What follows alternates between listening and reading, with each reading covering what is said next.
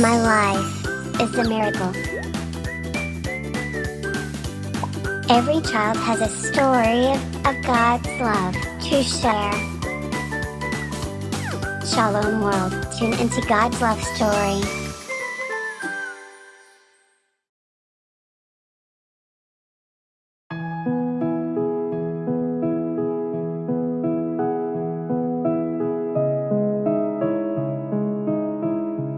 God will come into our lives and will walk beside us.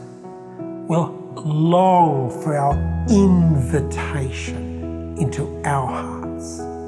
And we and that God will be hands and eyes, ears, feet and heart for the marketplaces.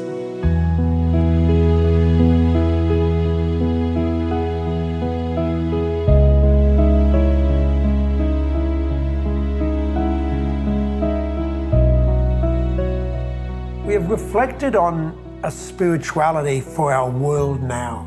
And I wanted to conclude our series by some of my own experiences of this. I talked about guest. I talked about presence. And while I did that, one of the things about human life is that we often don't live what we say. I was preparing for my final vows, and the brothers said to me, what course would I like to actually do? And I said to the brothers, no, I don't want to do a course. I said, I want to go and spend time with people who are very poor, because I'm scared of the poor. And I thought it was a bit strange to be a Christian brother and to be scared of the poor. So I travelled down to the city of Sydney, and I was working with the homeless there. People who were extraordinarily poor. A lot of substance abuse, just absolute poverty, a lot of mental sickness. And I'd been there for about a month or so, and the beautiful religious sister who ran the particular drop-in centre said to me, Damien, we're going on retreat. And I remember thinking, isn't this good? Father Brian and Sister Anne and Damien were going on retreat. And then there was a whiteboard, and it had vehicles for our retreat, and it had a couple of cars. So I said, Sister Anne, who's going on this particular retreat? And she said to me, we are. The whole of our community. I said, good. I know. Father Brian, Sister Anne, myself, and the volunteers. Anyway, onto the list and the whiteboard, a bus was put down, then a second bus and a third. So I said, Sister Anne, who's going on this particular retreat? And she said, all of us are, the whole community. And I got a bit annoyed. I said, no, you don't mean the homeless people and the poor. She said, yes, all of us. So when the day of the retreat came around, there were about 70 of us, and we all crowded into these particular vehicles. And there were people with earrings in their noses, and there were people with tattoos and everything. And I was a tiny bit scared, but I was sitting there with my little notepad and pen. I was going on a retreat, and we were going through the streets of the city, all these particular vehicles. And then we pulled over to the side of the road, and all the homeless people then got out, and they had a cigarette. And I was a bit annoyed, because I was ready to go on retreat. And when we got out of the buses, they all had a cup of coffee and they had another cigarette. Finally, we sat down, and I was at the front of the room with my little notepad and pen, and Sister Anne gave her first talk. And she said, what colour is God? And I remember I wrote down, what colour is God? And I waited for something more. And she said, okay, good, go off, talk about that. And I remember thinking, what a crazy question. And then this very strong ego said, and what would the others know about that? I've done theology, I will know. Anyway, I went outside and I walked up and down, what colour is God, what colour is God? And I walked up and down because I'd done retreats. And I looked over at all the homeless people. What were they doing? Having a cup of coffee and a cigarette. So when we got into our groups, and I was in a group of 6, and there was me, holy reverend brother, with my notepad and my pen, and I was the only person in that group of 6 who hadn't lived on the streets, and there was nothing said. And after about a minute, this woman next to me, this big woman with tattoos and tough look, she said, okay, no one else has started, I will. My God is green. And she told us a story that she'd been a prostitute working the streets of the city for years, and how she would come back to her boarding house room in the 5 o'clock in the morning, and she would be exhausted and tired, and she'd often be hurt. Sometimes she'd even been sexually assaulted, raped.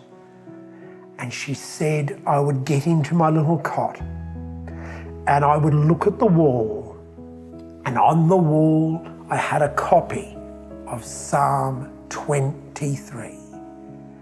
And as I fell asleep, I would read, my God is the God of green pastures.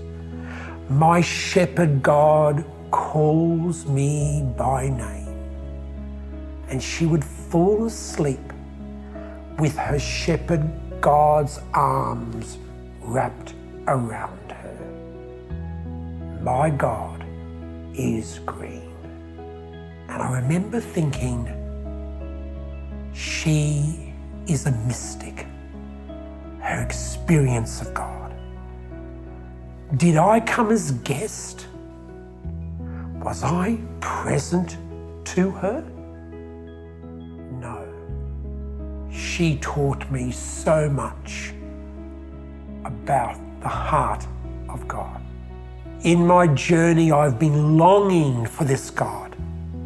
And I truly believe in our marketplace, when our heart longs, our God gives.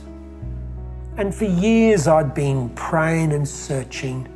And one time I was in a community, and it was a Friday night, and the other brothers were sitting around reading books and watching TV. And I had this urge within me to go into our chapel. I just had this longing. I remember going in and I sat down, and for some reason I did not turn on the actual lights. And I just sat down, and the red light of the tabernacle was shining. And I just sat there in peace, in silence. And after a couple of minutes, I had the most profound feeling of the presence of a God of total and unconditional love.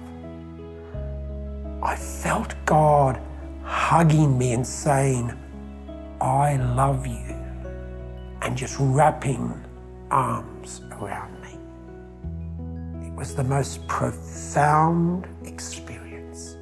So in this series, we've talked about these endpoints of silence and ritual and symbol on our journey of the heart. At another point in our series, we've said that in the marketplace, there's a longing for healing and for hope.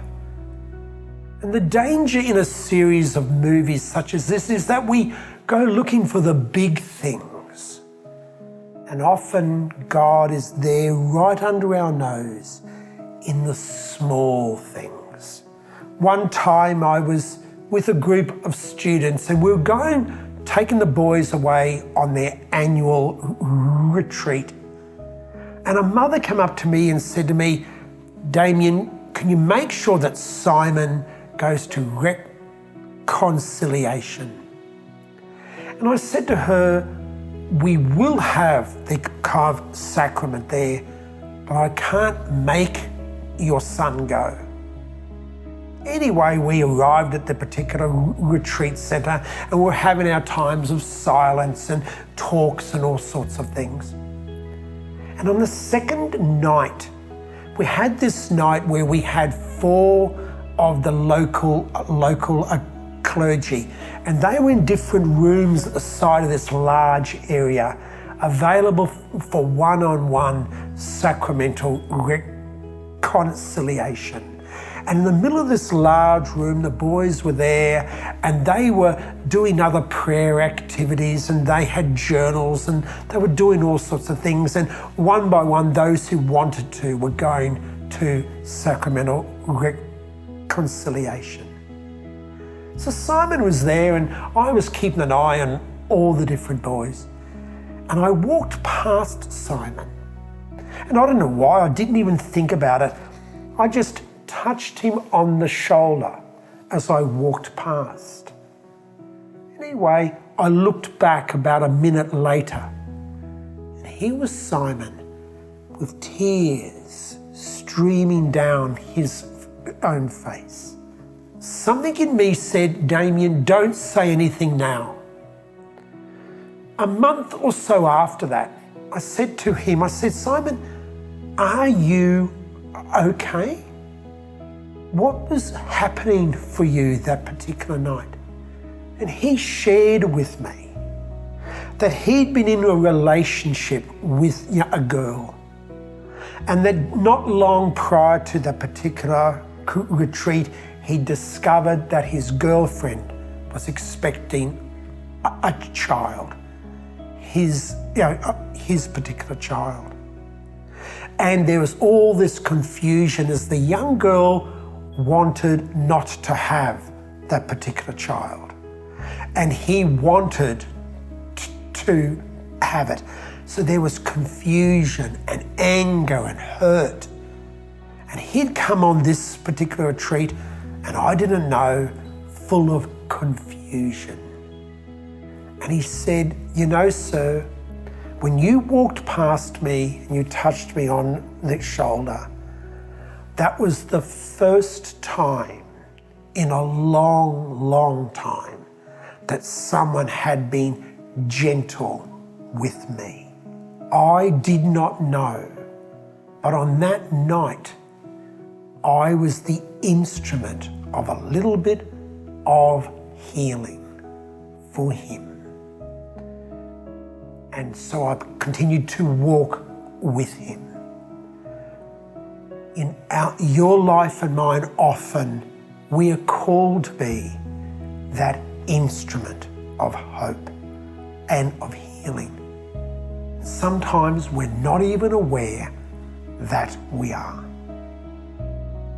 But there can be crazy times. I was working with homeless people one day, and we'd been working with homeless all morning, and lunchtime came and we served the lunchtime meal, and then everyone left and I was cleaning out. It's about 3 o'clock in the afternoon and I just wanted to have a little bit of a rest.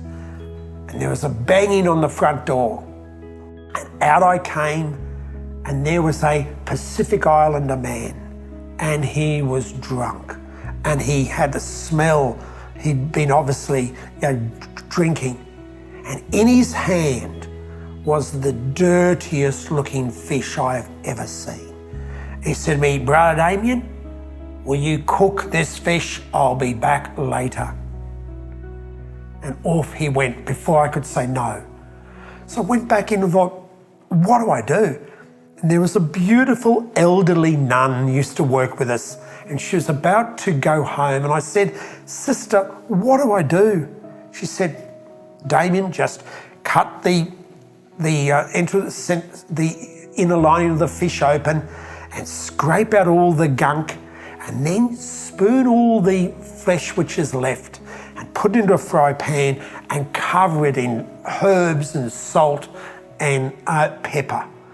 So she went, and when I opened up the fish, there's the smell, and I got the rubbish out, and then I got the little bits of flesh, only a small amount, covered in herbs and salt and pepper, cooked it, wrapped it up in foil. Sure enough, late that evening, about 7 o'clock for the night meal, this man turns up. "Hey brother, have you got my fish?" And I gave it to him. He told the people for long afterwards that I was the best cook. You see, God comes into your life and mine in God's time, not in ours. God will come into your life and mine in a different face to the face that we expect. God will come into our lives and will walk beside us, will call us to walk with him, will long for our invitation into our hearts. And we and that God will be hands and eyes, ears, feet and heart for the marketplaces that desperately need us if we come as guests. If we are profoundly inner people who go inward so we can go outward. If we're people of presence. If God is so alive in us that our presence will say to the other, "You are beautiful." Lord Jesus, be so in me that others look up and see no longer me, but only thee. If we bow low to the innate dignity of self and of other, if we allow our hearts to open in compassion, if we do that in every issue of the heart, from our beautiful natural world to the right to life of all, to our refugees, our asylum seekers, our homeless ones, any place on our planet Earth where Christ, present in and appealing to us and the poor, cries out. And if we do all those things, we will experience a liberation, a freedom, something that will take us beyond who we think we might be. And then we will truly embrace the God beyond all names. Then our marketplace will truly know the reign of God.